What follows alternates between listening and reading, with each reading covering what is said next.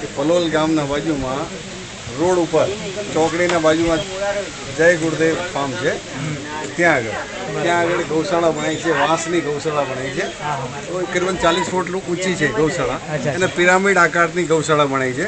તો એના અંદર ઠંડક, નેચરલ ઠંડક રહે ગાયોને.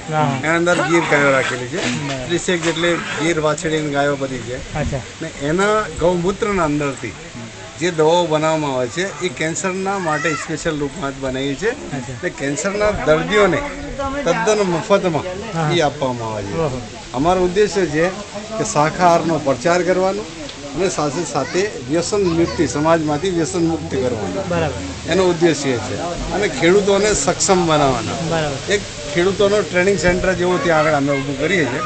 અને અમારા ઘરે એવું ઘાસ છે ગાયો માટે કે જે 20 થી 22 ફૂટ લાંબુ ઊંચું ઘાસ થાય, અને એ એક જડિયું મતલબ કે કરીબન 4 ફૂટના ઘેરાઓમાં થાય.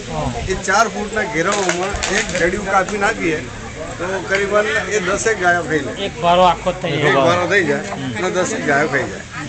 અને ગૌ આધારિત ખેતી અને ગૌમૂત્રમાંથી અને એના ગોબરમાંથી જે વસ્તુઓ બને એ ખેડૂતોને શીખવાડીએ છીએ. તમે તો પહેલા બહાર હતા ને, એવું કહ્યું? હા, હું પહેલાં મોરિશિયસમાં હતો. ત્યાં આગળ 6-1 વર્ષ મોરિશિયસમાં રહ્યો. મોરિશિયસથી હું કેન્યા નૈરોબીમાં રહ્યો. ત્યાં આગળ બી 6-1 વર્ષ તક રહ્યો. ત્યાંથી પછી હું પાછો ભારત આવી ગયો, કેમ કે મારા છોકરાઓ મોટા થતા હતા. મારો અભ્યાસ છે જૂનું Ayurveda, BASM, bachelor of Ayurveda and system medicine. હવે એમાં શું છે કે છોકરાઓ મોટા થતા હતા, તો મેં કે આપણું મેન